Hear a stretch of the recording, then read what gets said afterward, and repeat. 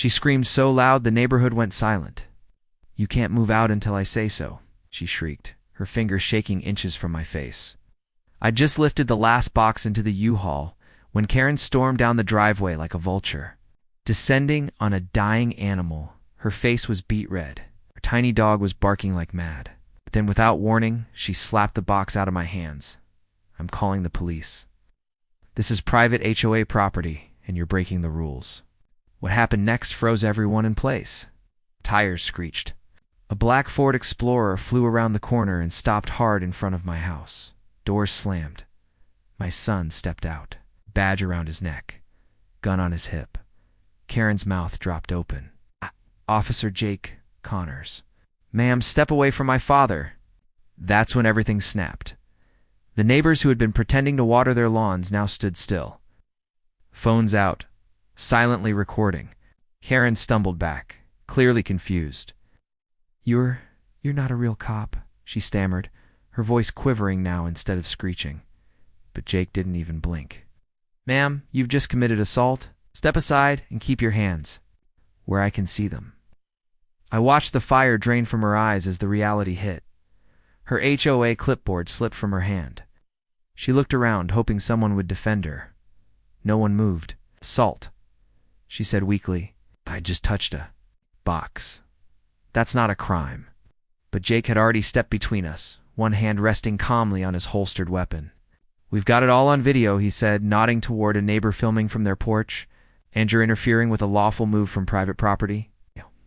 This isn't your HOA anymore, and it never was your job to police it like this."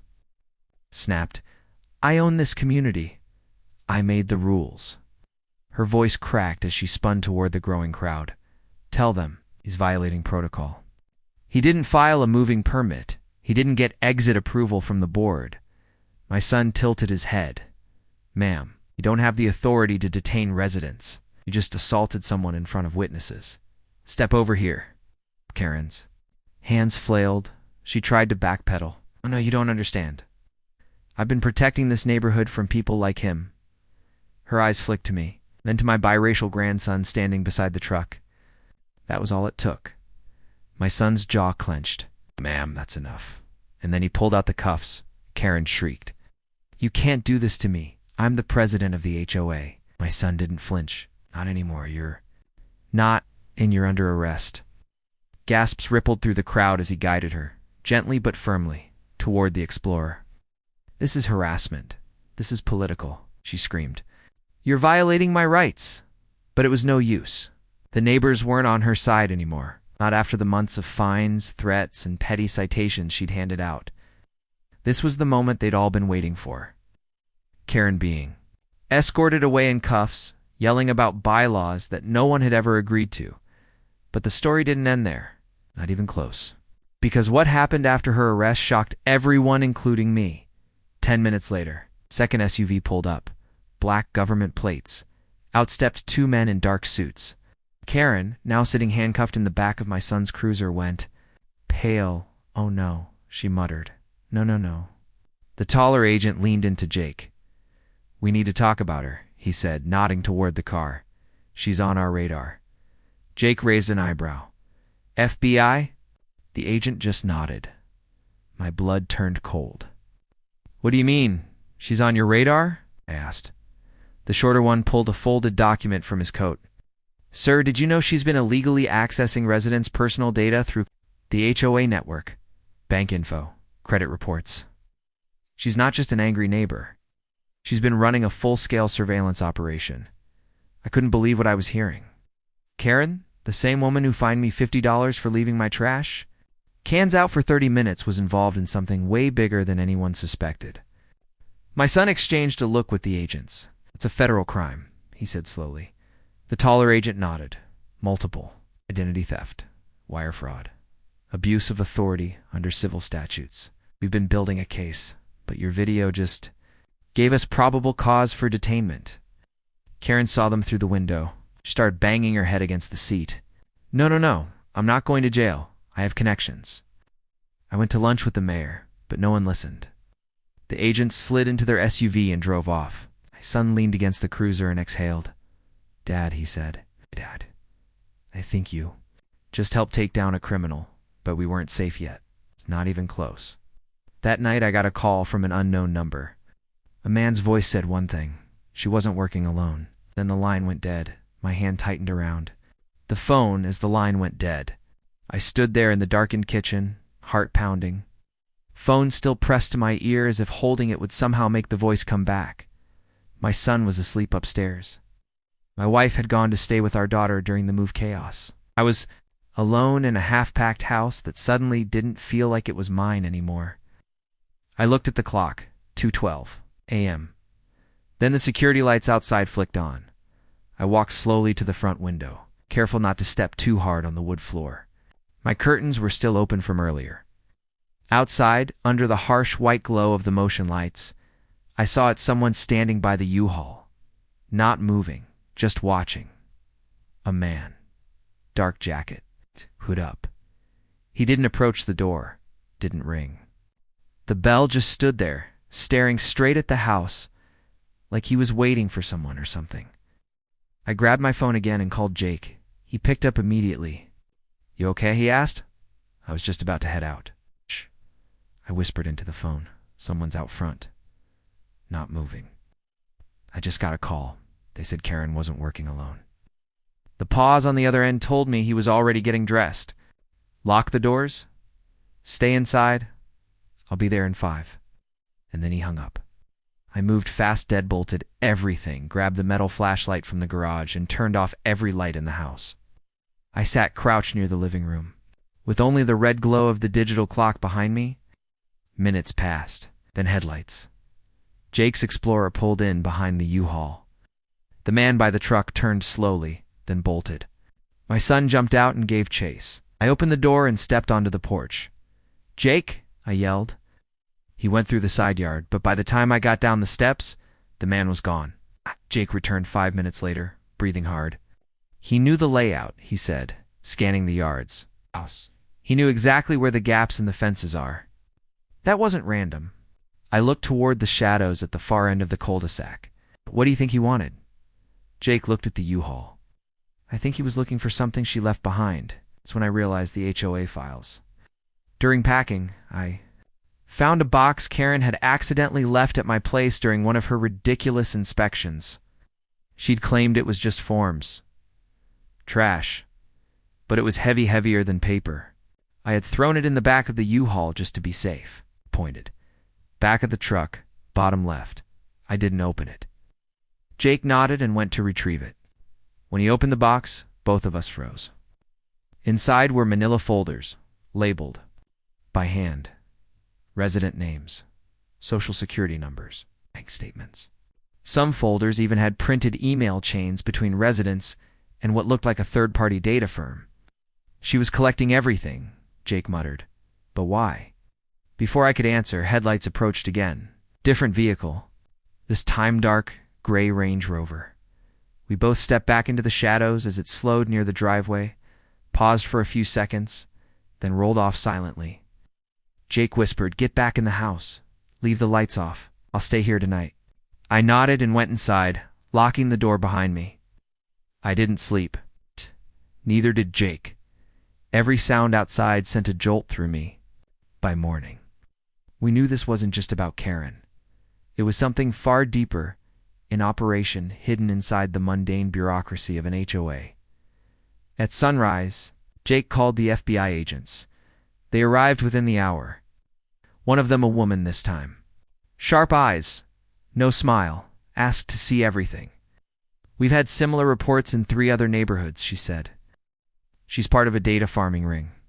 They infiltrate HOAs, use authority to collect information, then sell it to foreign firms. It starts with surveillance cameras, then violations, then full-blown resident profiling. I shook my head. Why would anyone sell that kind of data? She looked straight at me. "You'd be surprised how valuable it is. Predictive analytics, targeting identity theft, even election manipulation. You think HOAs are boring? They're a gold mine. Controlled environments, private enforcement, no oversight." Jake stared at her. "So what happens now?" The agent looked at the folders. Now we take these and we follow the money. But something still didn't sit right. What about the guy from last night? I asked. She didn't blink. You'll probably see him again. These people don't just disappear. They watch. They track. They scare. Be careful what you say and who you say it to. Then they left. Just like that. No protection. No further warning. It's just a file number and a business card. By the afternoon, news had started spreading. Karen's arrest. The federal investigation. The neighbors who once feared her now stood in clusters on the street, gossiping like it was a block party. One woman, Diane, whispered to me, she tried to fine me $400 for overly reflective window tint. Turns out, her husband's cousin runs the HOA's tint removal service. I couldn't help but laugh. The fear was gone, but the tension wasn't. Everyone knew this was far from over. That night, Jake went back to his apartment. I stayed behind, double-checking every window and door before turning in. Just after midnight, the doorbell rang. Just after midnight, the doorbell rang. Not once. 3 times. Slow, intentional. I froze halfway down the hallway. Who rings a doorbell like that after midnight? Oh, my hands instinctively clenched. I moved to the side window to get a view without being seen. At first, I didn't see anything. Then a figure stepped back from the door. Same man from last night, same jacket, same hood. But now, something was different. He was holding something. A box, a small one.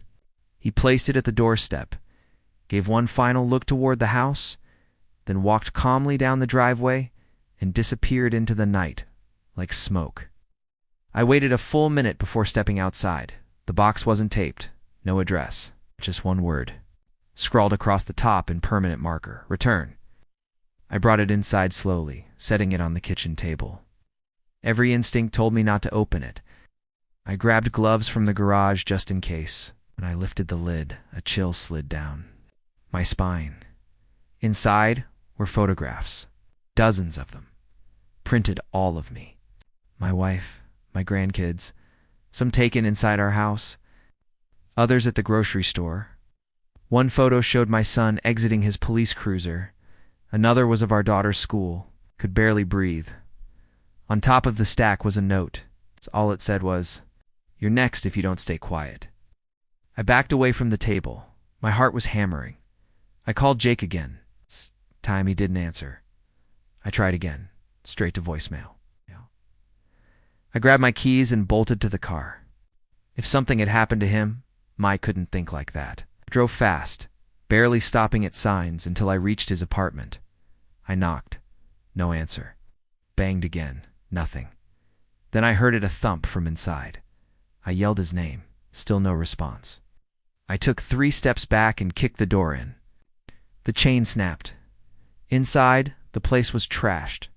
Papers everywhere. Couch overturned. Jake was on the floor, groaning, hand pressed to his side. "They tased me," he muttered.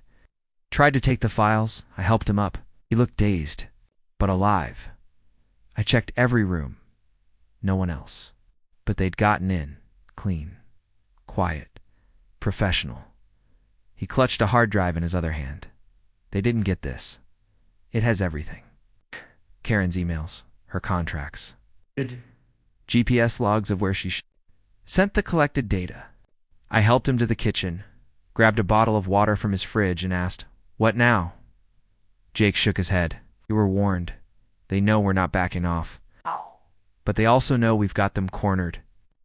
This isn't about an angry woman and some HOA. This is a front. A syndicate." I stared at him. "We've poked the hornet's nest." He nodded grimly. "They're going to come harder now. We need backup." By sunrise, we were already on the move again.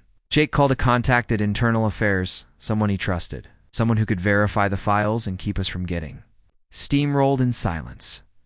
We met her at a diner 2 towns over. She took one look at the photos and files and said, "This is bad. This is bigger than any of us thought." She took the drive, promised to act fast. But I could tell by her face. Wasn't sure who she could trust, and neither were we. We went back to the house one last time, It didn't feel like home anymore. The walls felt thinner. The floors creaked more than usual. I kept the curtains drawn tight. That afternoon, a letter came in the mailbox. No postage. No return address. Inside, a single sentence. Tell your son to drop it or we'll finish what we started. I handed it to Jake. He didn't say a word, just folded it carefully and slid it into his back pocket. His silence said more than words ever could. Then he pulled out his phone and started recording a message to the cloud. If anything happens to me or my family, it was this group. All evidence is already backed up to secure locations, and there are more copies. Don't bother coming after me. Not afraid anymore. 2 nights later, a black sedan rolled past. The house twice. We watched from the darkened living room. The third time it stopped, but this time, they didn't step out. They tossed something from the window and drove off. A burner phone. It rang once as it hit the ground, then stopped. Jake picked it up with a cloth and removed the battery. They're playing with us now, he said, trying to spook us, or bait us. We didn't fall for it. It told us one thing: we had their attention. And that meant we had leverage. The next morning, Jake's internal affairs contact called. Her voice was sharp, tense. The case is being escalated. Homeland Security is involved now. We found traces of these same data sales linked to offshore accounts and encrypted comms in Europe. This goes beyond HOA corruption. This is organized cybercrime using HOA positions as recruitment fronts. I was stunned. Jake wasn't. So now what? He asked. Her answer was simple. Now you go dark? Stay quiet. We'll handle it from here. But that wasn't good enough. We knew too much. And they knew we knew it. That night, I turned off my phone. Jake stayed on the couch with a loaded Glock. On the coffee table, I didn't sleep. Every engine outside, every owl hoot, every gust of wind felt like a warning. But we survived the night. On after. On the third day, the news broke. Karen's mugshot. Charges listed. FBI press conference. Fraud, data theft, racketeering, federal indictment. Her face flashed across every screen in the state. The footage from my neighbor's phone had gone viral. Everyone now knew the truth.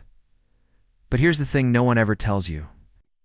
When the monster dies, the shadows don't vanish. They scatter. They hide. They regroup. Karen was only the first domino, and her fall was just the start.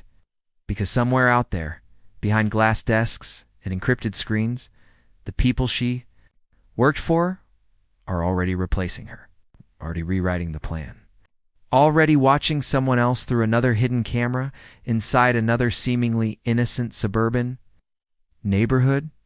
The scariest part? Most people will never know, but we do, and we're not done yet. We're not done yet. That's what we told ourselves. That's what we wanted to believe. But by morning, everything changed. I woke to banging on the front door. Not a knock. Banging, rhythmic, heavy. Jake was already on his feet before I could get to the entryway. Stay back, he said as he moved toward the door with his weapon drawn. He checked the peephole, then cursed under his breath. It's them. My stomach dropped. The agents, I asked. He shook his head. Worse. He opened the door slowly, just enough to show a face. A man in a brown uniform. Postal. Service. Except he wasn't holding a package. He was holding a badge. Not postal. Not federal. Private, Mr. Graves. But we need to ask you a few questions about Karen Wexler. May we come in? Jake didn't budge. Your private sector? He asked. The man nodded. Cyber risk investigation, subcontracted by Wexler's Insurance Council. You can verify our credentials. Jake narrowed his eyes. You here alone? The man looked back at a black SUV idling down the block. My partner's in the vehicle. I stepped forward.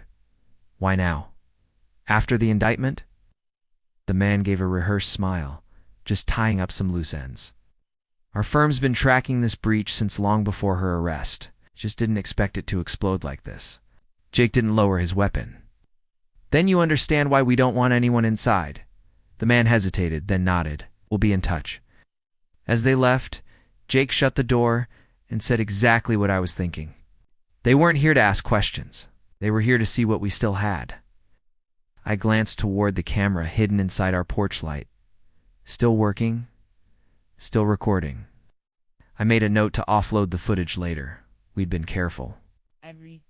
File copied to 3 drives. Every drive hidden in separate locations. But now, even those felt exposed. Jake turned to me. We've got to vanish for a while. No phones, no internet, no patterns. I nodded. What about your IA contact? He looked away. She's not returning calls. Could mean she's busy. Could mean she's been warned off. That night, we left. Took only what we could carry. Switched plates on the old Ford. I even changed my appearance hat, glasses, shaved the beard. Jake had friends outside the city. One of them owned a cabin. Off-grid? No neighbors, no signals, no name on the mailbox. We drove 4 hours, through tunnels, past truck stops, switched cars twice. We reached the cabin just before dawn. It wasn't much, 2 rooms, a wood stove, and a hand-dug well butt. It was safe. For now, Jake collapsed on the couch, exhausted. I sat near the fire, staring at the hard drive like it was a bomb. The next few days passed slowly. No news, no knocks. Just silence and woods and the constant anxiety of not knowing who else might show up. On the 3rd day, Jake finally cracked open the encrypted archive labeled Confidential 7. He hadn't touched it before, too risky. But now, with nothing else to lose, he opened it. Inside were files not just from our neighborhood but from 18 other HOAs. Different states, same format. Resident profiling, keycard logs, financial links to companies, with names we'd never heard of. One folder contained something labeled Asset Conversion Timeline. Jake clicked. Spreadsheet opened. Names, addresses, status codes. I leaned over his shoulder. What's this? He zoomed in. Looks like they were converting residents into ... what liabilities? Sellable profiles?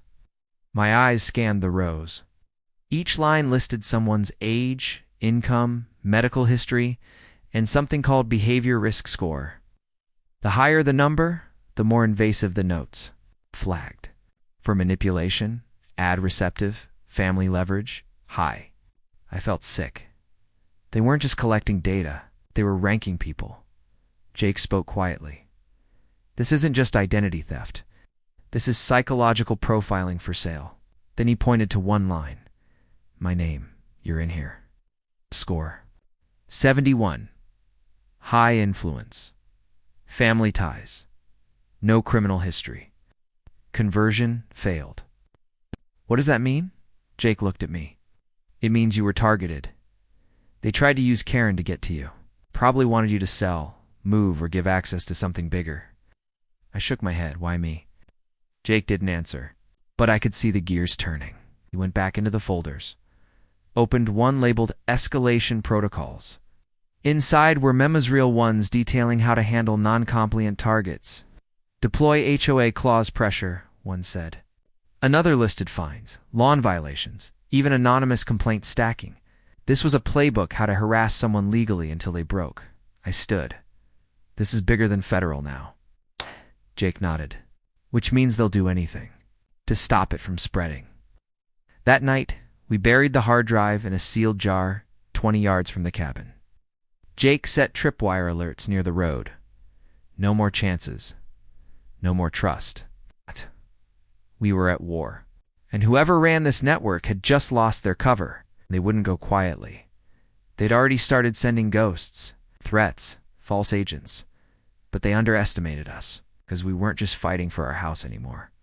We were fighting for everyone who ever got that bogus citation, that $400 fine, that intimidation letter on fake HOA letterhead. And now, we had the playbook. We had the playbook. But knowing how they operated didn't make us safer. If anything, it painted a target even brighter on our backs. Jake barely slept that night. Every hour he stepped outside to check the tripwires. Stayed in, flipping through printed files until my eyes blurred. It was all there. Surveillance logs, audio transcripts, even a generated summaries of private conversations from inside people's homes. They didn't just predict behavior, they were shaping it, setting up scenarios, planting HOA violations, triggering disputes. And Karen had been their perfect weapon. She wasn't just a nosy neighbor. She was trained by morning. We had a decision to make. Hide forever or expose it all and hope the right people saw it before we got silenced. Jake called it the nuclear option. He didn't trust email, cloud drives, or even physical mail. We needed a broadcast, something public, immediate, untouchable. We leaked this through multiple channels at once, Jake said. Redundancy is protection. Think Twitter, Reddit, Substack, and Deadman's switches in case they come for us. I asked, won't that make us targets even faster? He gave a cold smile. We're already targets, this way we choose. When they come, we drove for towns east to a library that still had paper-minute computers. No logins, no cameras. No real trace. Jake plugged in a dummy USB, loaded only with screenshots, no files, no metadata, used 6 different proxy services, uploaded everything to anonymous sites, and scheduled autoposts. We set the release for 48 hours from now, long enough to run, short enough to beat retaliation. Then we burned the USB in a steel trash can behind the building. Ashes scattered into the wind. I watched them disappear like the quiet lives they'd destroyed. Jake said nothing. He didn't have to. We were committed now. That night, the first sign came. A drone, low-flying, silent, just above the trees. I heard it before I saw it, a faint worry, barely audible over the rustling leaves. Jake ran. Out with a flashlight, angled it up, and caught the glint of the lens. The drone darted away instantly. They've found us, he said. We didn't wait. We packed everything and torched the mattress, the prints, even the unused canned food. The only thing we kept was the burner phone and a single remaining drive. We left by foot, cutting through the woods, using trails Jake learned in training.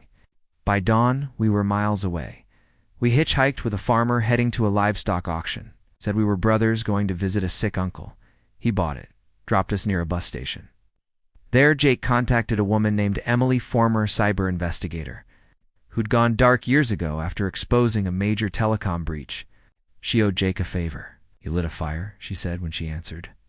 "The right people are paying attention, but so are the wrong ones. There's chatter." Jake asked, "How bad?" She paused. Level 6 chatter. It off-book asset tracking. Surveillance orders issued through shell contractors. Translation: we were being hunted, officially, unofficially, and internationally. Emily arranged a safe drop for us. A small motel run by an ex-fed who knew how to vanish people. We checked in under fake names, paid in cash, and took separate rooms. That night, we waited. The leak was set to go live in 8 hours. Every tick of the clock was another reminder. We were still alive, but not guaranteed to stay that way. Jake stayed glued to a police scanner app. Around 3 a.m., he sat up straight. Code 700 for just hit our town's precinct. That's federal interception request. Someone's already trying to suppress our dump. I blinked, but it hasn't even gone live. He looked at me, which means someone inside the platforms is already working for them. At 6 a.m., Jake launched the manual, override, triggering instant publication across all sites. Screenshots, documents, audio files, a short video explaining what the data showed. The post exploded. Within minutes, it was mirrored on underground forums, international news blogs, and privacy watchdog sites. We watched in real time as hashtags trended, comments flooded in, and downloads surged past 100,000. The genie was out of the bottle. The playbook wasn't secret anymore, but we weren't celebrating. We knew what came next wouldn't be applause, it'd be payback. 2 hours later, fire broke out in the town library we'd used. Arson, total loss. Yes. They're covering. Tracks, Jake said. Standard op. Burn the evidence. Silence witnesses. We waited, watched. No one came to the motel, not yet. But then, just before sunset, a message came to the burner. No number, no name, just a sentence. You've made your move. Now watch who pays for it. Jake froze. Their threatening family. We called my daughter. No answer. My son-in-law. Jake's face went pale. We need to get back now. We need to get back now. Jake didn't wait for a plan. He was already moving, grabbing the keys to the borrowed car we kept 2 blocks down. I followed, mind racing. If they were touching our family now, this wasn't. Pressure it was war. We drove fast, weaving through county roads, avoiding highways and tolls. Every car behind us felt like a tail. Every headlight in the mirror a threat. Jake didn't speak. He was scanning, thinking, calculating every possible move the network could make. When we hit city limits, he finally said, "We go silent, no calls. We walk in like strangers, watch first, then act." We parked 6 blocks away from my daughter's place, suburbia. Quiet, lawns trimmed, flags on mailboxes. Nothing looked out of place, except the dark SUV at the end of the street. Jake noticed it first. Same make and plate pattern as the one that tailed us after the library, he whispered. Didn't go straight in. We took the back alley, hopped a fence, entered through the side gate. My heart pounded as I tried the back door. Unlocked. We crept in, calling softly, no answer. Then we heard a faint sound upstairs. I drew in a breath. Jake raised his weapon. We found them in the master bedroom, my daughter and her husband. Alive, tied to chairs. Gagged, shaken but unhurt. Jake cut the zip ties while I pulled the gag loose. She sobbed into my chest. 2 men. They broke in an hour ago. Took phones, laptops, ... Said if we moved, they'd be back with worse. Jake was already scanning the room. What did they take? My son-in-law answered. They took a tablet. Mine. I think it had some old videos from the backyard cameras, from when you were over last summer. Jake turned. That's it. They were checking for traces of early surveillance. Anything that could link the networks. Activity back before the indictment. We got them packed fast. No arguing, no delaying. Jake had a backup safe house, an abandoned ranger's cabin he'd once used for field training, no records. No ownership, no utility bills. We drove there under cover of night, splitting routes and switching cars mid-trip. My daughter didn't ask questions. She understood now. This wasn't some HOA feud. This was a war built in silence, funded by data and operated through fear. That night, huddled in that drafty old cabin, Jake laid it out for them. This network doesn't care about law. They don't care about arrests. They care about risk. We're risk. Then the news broke. Not just local, national. The leak had gone viral, bigger than we imagined. Lawmakers were calling for hearings. Cybercrime units were being pulled in. The FBI issued public statements, but mixed in with the noise came doubt smear pieces. Anonymous sources calling it a hoax. Former insiders questioning the validity. We knew what that meant. Countermeasures. Narrative warfare. They weren't just erasing traces now. They were erasing credibility. Jake shook his head as he read headlines. You have to go on record. Faces, names. They want us to stay in the dark. Let's bring this into the light. It wasn't easy. My daughter begged me not to. They'll kill you, she said. They'll destroy all of us.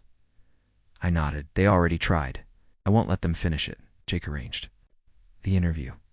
An independent journalist from Colorado who'd been chasing cyber syndicates for years. It's a kind of reporter who triple-checks every lead and doesn't bow to pressure. We met her in an abandoned train station to states over. She brought 2 cameras, a notepad, and an old-school tape recorder. She looked us dead in the eyes and said, "You sure about this? Once we hit publish, there's no going back." Jake looked at me. I nodded.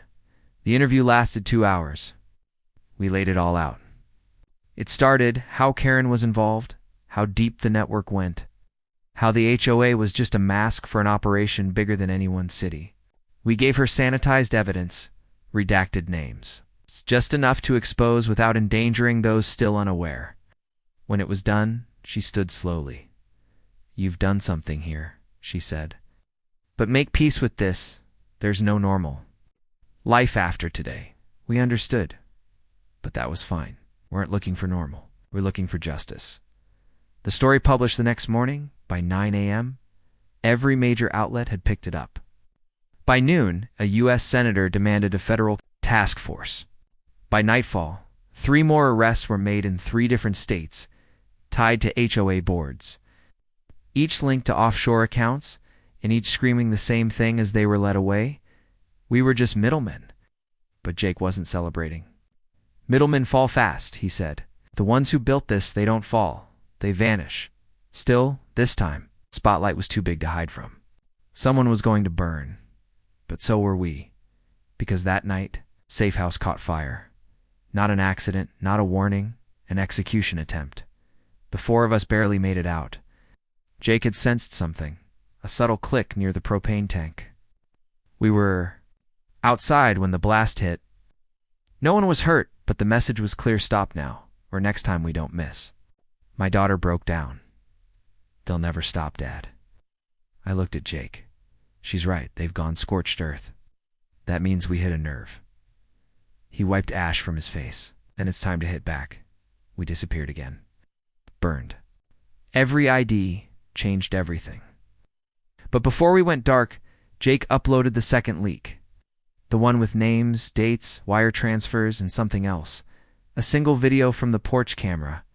The moment Karen handed off a flash drive to a man in a black car. The one nobody ever mentioned in court. The one we never showed, till now.